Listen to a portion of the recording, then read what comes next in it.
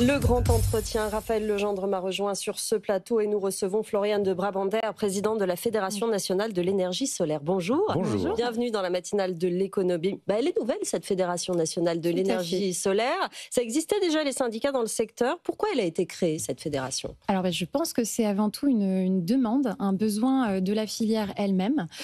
Comme vous l'avez dit, on a déjà des syndicats qui, à vrai dire, font très bien leur travail. D'ailleurs, on peut le saluer. Syndicat des énergies renouvelables et Enerplan qui sont spécialisés sur le solaire. Alors, il y a les énergies renouvelables, il y a Enerplan sur le solaire, effectivement. Dans leur périmètre, ils font très bien leur travail. Toujours est-il que ce sont des syndicats. La fédération, elle se positionne comme une fédération, donc sera complémentaire. On n'ajoute pas une voix, on ne vient pas s'additionner, on ne vient pas rajouter du monde autour de la table. On vient en réalité proposer à des acteurs qui, jusqu'à présent, étaient sur le terrain, pas forcément représentés, ou en tout cas n'avaient pas un espace d'expression assez important pour pouvoir porter leur voix, dorénavant de le faire. Et puis, ce n'est pas les seules missions. On a deux autres missions aujourd'hui, celle également de la promotion. Il faut qu'on puisse promouvoir notre énergie qui aujourd'hui est un peu chahutée, notamment du côté du réglementaire, mais pas seulement. Du politique aussi. Ouais. Je pense qu'on va en parler inévitablement. Et puis au-delà, on a, même si on a le feu du réglementaire, on a aussi une filière à structurer. Et ici, il faut qu'on puisse le faire de manière à développer une filière avec des hauts standards, de la déontologie, de l'éthique. Ça aussi, c'est important, il ne faut pas l'oublier dans un même temps. Voilà. Et ça marche du feu de Dieu, 22 administrateurs, je crois, au départ. Et vous avez reçu, vous êtes tout nouveau, oui. Ça date du 15 juillet, vous avez reçu plusieurs centaines de demandes. Tout à fait. À l'heure où je vous parle, je suis incapable de vous dire exactement combien on a d'adhérents, puisque effectivement, d'heure en heure, ça grimpe. On a, ces derniers mois, eu beaucoup de demandes au sein de la filière. On a effectivement un accueil qui est extrêmement favorable. Et alors, chose nouvelle, donc, comme je vous le disais, on a des acteurs dont le métier, bien souvent, on pense au métier d'installateur, mais pas seulement. On a aussi des acteurs dans la filière, typiquement des bureaux d'études, des organismes de formation, et puis on a des instances autour qui nous rejoignent. On a également des citoyens qu'on accueille, chose complètement nouvelle. Donc oui, on répond à tous ces acteurs. Ça représente combien d'emplois en France, l'ensemble de cet écosystème? Et combien d'entreprises? Oui, alors au niveau des entreprises, si on prend, je vais vous parler plutôt d'emplois directs et indirects pour qu'on puisse avoir une idée aujourd'hui. Au niveau des emplois, on a à peu près aujourd'hui 25 000 emplois directs. Donc quand je parle d'emplois directs, c'est tout ce qui est relié directement à l'installation. Ensuite, pour tous les acteurs dont je vous parlais, typiquement les bureaux d'études, des distributeurs, des fournisseurs, les emplois indirects, on a à peu près le même nombre. Donc à peu près 50 000 acteurs aujourd'hui du terrain dans la filière. Et puis, petit point de fierté, j'en parle tout de même, on est une filière qui accueille énormément de talents féminins aussi.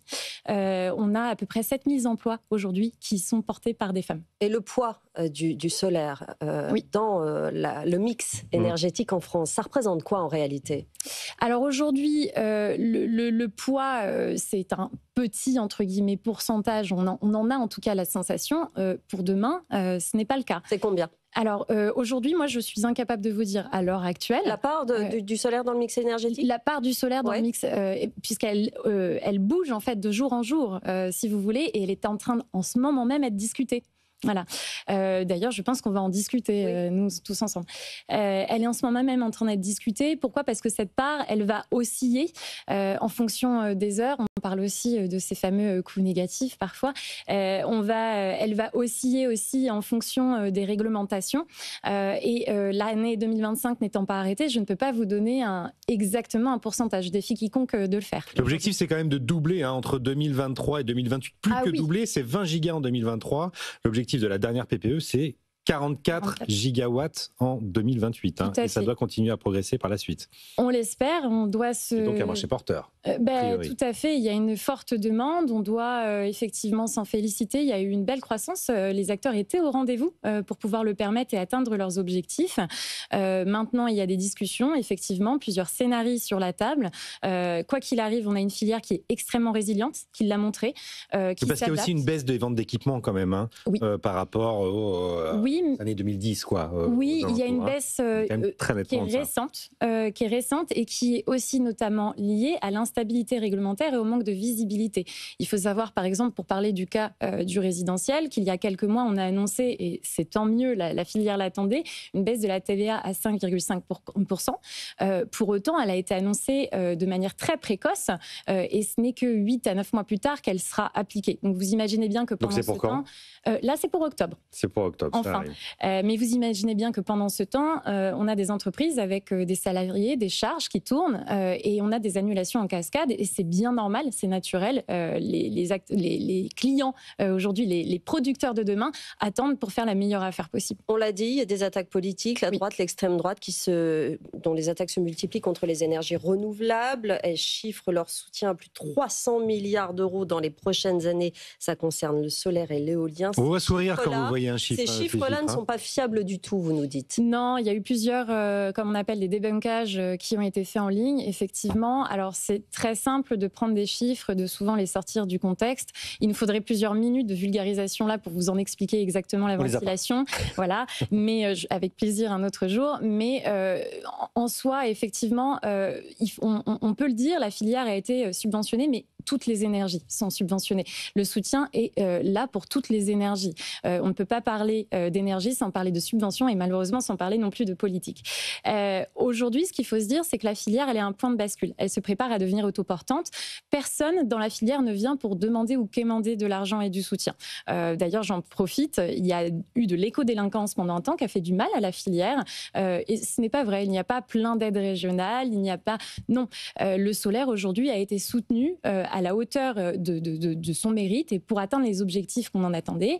Demain, elle se prépare donc à devenir vraiment autoportante. Autoportante, ça veut dire que le secteur du solaire va devenir rentable dans les prochaines années. Exactement, en sortant de ces systèmes subventionnés. Alors ça ne se fera pas en 48 heures parce qu'on a des entreprises qui doivent moduler leur structuration, leurs offres, mais ça va se faire très rapidement. Donc ça veut dire que ces entreprises elles ne tiennent que par des subsides aujourd'hui ? Ah non, du tout. Et c'est pour ça aujourd'hui qu'on le dit. Le problème, ce n'est pas de sortir des subventions. Majoritairement, la filière est d'accord avec ça. Le problème, c'est la brutalité avec laquelle les réglementations sont mises en place. On fait un pas en avant, 3 pas en arrière, très régulièrement, et même des fois de manière rétroactive. Imaginez-vous à la place des dirigeants en ce moment même. Voilà, il faut pouvoir réussir à piloter correctement les choses, et ça, c'est vraiment dommageable. Donc, c'est plus ici le problème. C'est ce que vous êtes en train de nous dire. Ce qui manque effectivement, c'est de la stabilité, de la visibilité et un cadre qui est favorable. Et si on veut sortir de ces subventions, on va devoir continuer le travail, puisqu'ici, par exemple, on a de l'autoconsommation qui devient l'usage principal, donc le fait de produire et de consommer directement son électricité sur le lieu, avec possiblement du stockage. Sur la notion de stockage, la réglementation aujourd'hui n'est pas forcément incitative, mais n'ouvre pas non plus un cadre qui permet le correct développement. Donc voilà, on a plusieurs enjeux et j'appelle du coup tous les opérateurs du terrain pour pouvoir collaborer et travailler à ce cadre. C'est pour ça que j'imagine vous attendez très rapidement la publication de la PPE. Qu'est-ce que vous attendez de la prochaine programmation pluriannuelle de l'énergie ?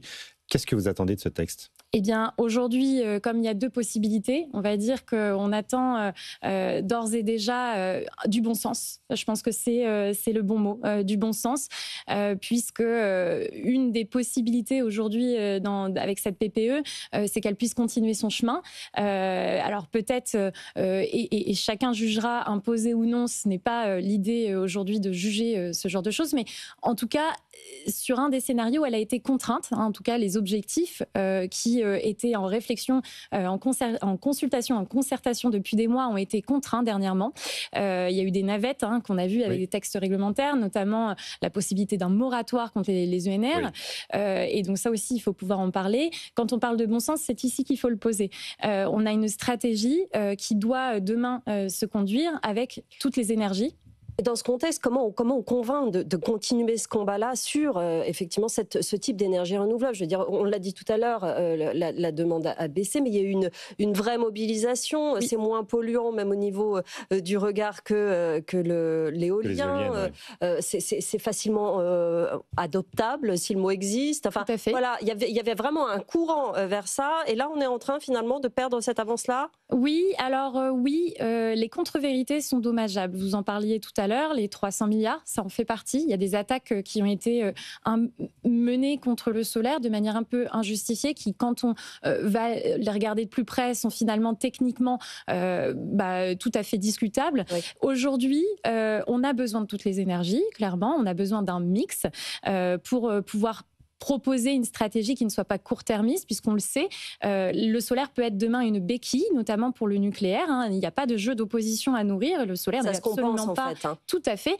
Donc oui, en fait, il y a un vrai jeu de pédagogie à rejouer, puisque ces contre-vérités, elles ont la dent dure et elles font beaucoup de mal. Or, en réalité, cette béquille qu'on propose avec le solaire pourrait permettre de battre ce marathon, cette espèce de ventre mou énergétique qu'on pourrait connaître, le temps d'attente de la mise à disposition des EPR. Vous le parliez, il y a le coût, il y a le temps. Ici, on a une énergie qui permet justement, avec ses avantages, d'aller combler les désavantages du nucléaire. C'est ce qu'on propose aujourd'hui dans le solaire. Voilà. Merci beaucoup Floriane de Brabander d'être venue présidente de la Fédération nationale de l'énergie solaire, et on vous reverra quand les décisions auront été prises et plus précises.